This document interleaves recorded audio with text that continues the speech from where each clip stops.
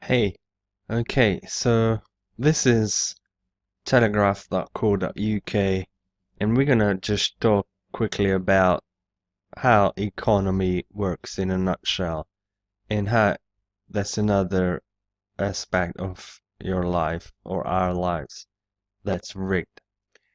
Check this out. The Greek economy defies expectations by moving back into the black. This is from April.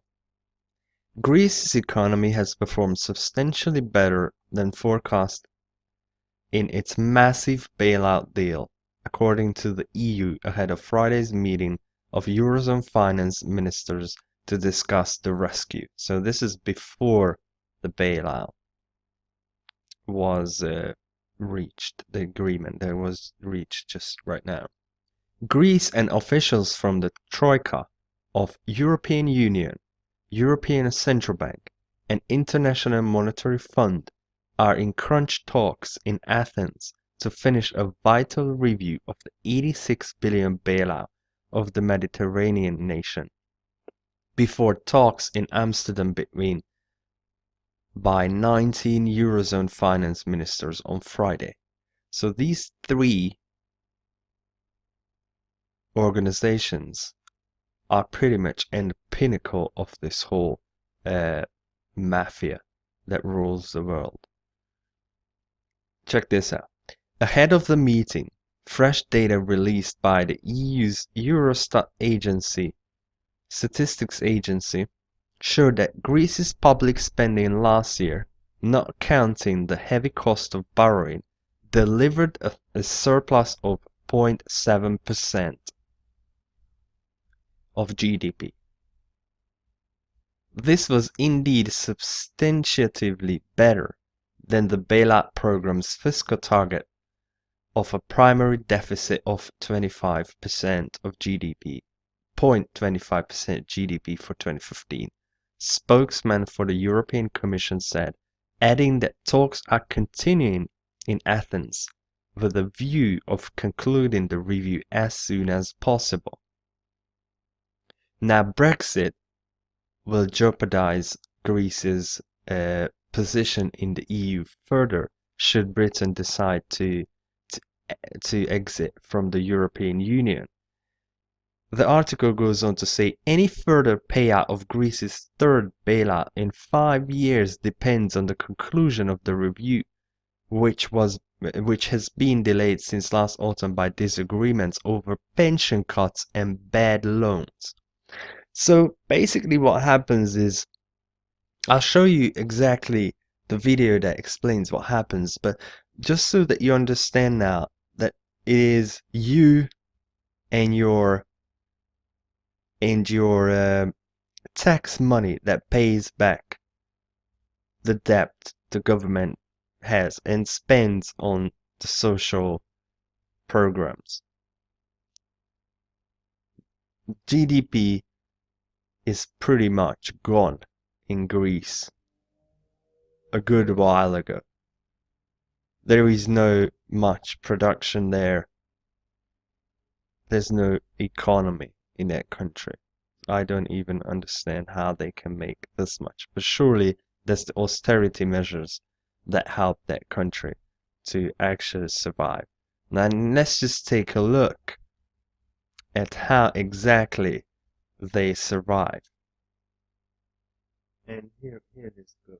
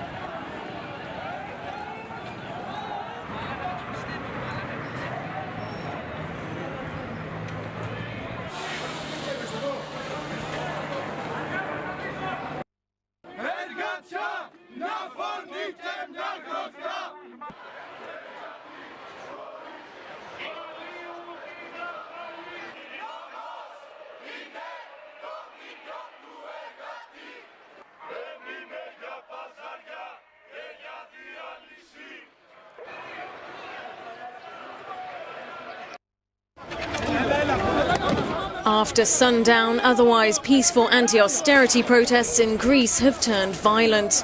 Masked protesters clashed with riot police in Athens ahead of a vote on an unpopular reform package to secure much-needed bailout funds. Thousands of people rallied over further belt-tightening measures, including tax hikes and pension cuts in the country already hit by 6 years of austerity. Alright, so that's working really well for Greece. Obviously, these bailout packages. And if you're aware of this, this is today actually. New Greek bailout package is a breakthrough. This is Sky News, Sky.com news. The struggling country will receive billions more in funding and may receive debt relief to make its finances more sustainable. Greece's debt is forecast to exceed 333 billion euros this year. Wow. Okay. EU officials have described a new Greek bailout package worth 10 billion euros as a major breakthrough, days after the country approved painful tax increases and budget cuts. Now this is how you pay back the debt. In debt forever to the International Monetary Fund, the European Union, European Central Banks, and all that. Instead of a country printing their own money, making their own laws, it's all made. So what I'm trying to say is that people worried about the New World Order and all that, it's already in place. Everything is there. Now they just pulling the strings tighter. And what you see in Greece is what's coming to your country, regardless of which country that is. As soon as the United States collapses with the dollar, this is going to be worldwide, everywhere. In Greece, you can see how it's going to fall down, but it doesn't mean that any country immune to that. As soon with the collapse of the US, this is the future, and from that, they will officially announce the New World Order and the one government. That's the goal. Okay, so let's see this article further. The deal also includes the prospect of debt relief for Athens in the form of lower interest rates and an extension on loan repayment deadlines if it is needed in the future. The particular measure was seen as crucial by the International Monetary Fund, which had expressed concern that Greece's debt burden was making its finances unsustainable. I mean, you know, how much more unsustainable can it get? When you got thousands on the streets and it's kind of a war going on. And you got 300 billion debt. And there's no economy, there's no production. There's a country that's aging, like all European countries.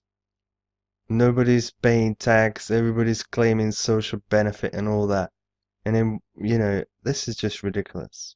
And people say that, oh, I don't care about finance, I don't understand it. Well, you don't need to understand it. This is simple mathematics.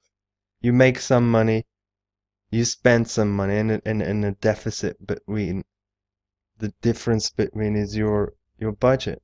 And every country overgoes because people do nothing, just claim benefit, and they want more social benefit, and you know, everything is just getting free everything, not understanding that the end of it is this.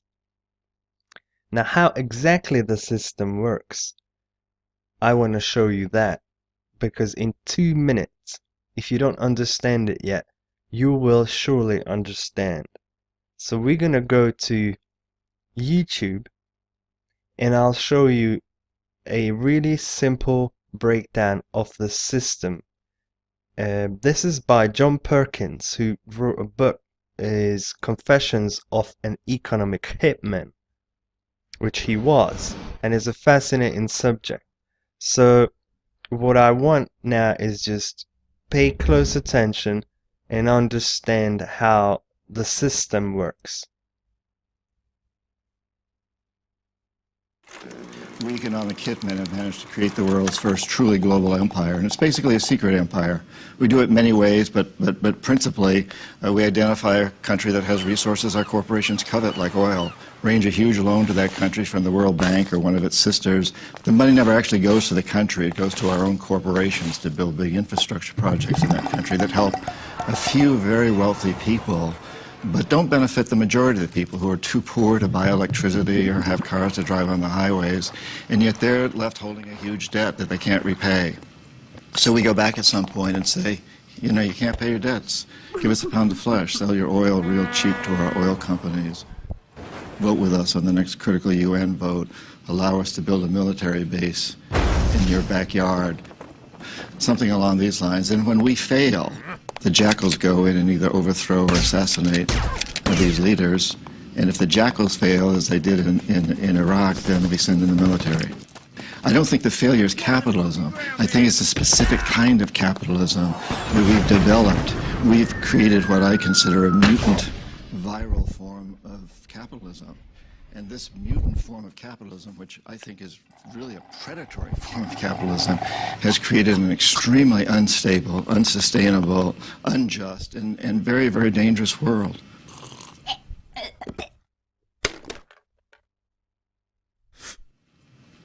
I've met a lot of terrorists. I've interviewed them for books. I've never met one who wanted to be a terrorist. They're desperate people. If we want to get rid of terrorism, we must get rid of the root causes, that cancer that is destroying our whole system. Because I think it's really important that we understand today we cannot have homeland security unless we understand that the whole planet is our homeland. Right. It's really very simple. I suggest you watch that again because if you just don't get it, then you know that surely that 1 minute will help. It's very simple. It's usury. It's like a mafia. It's criminal, and it's done by the companies that they detail here. International Monetary Fund, World Bank, and all these fraudulent organizations. So I hope this helped somewhat, and I'll speak to you soon.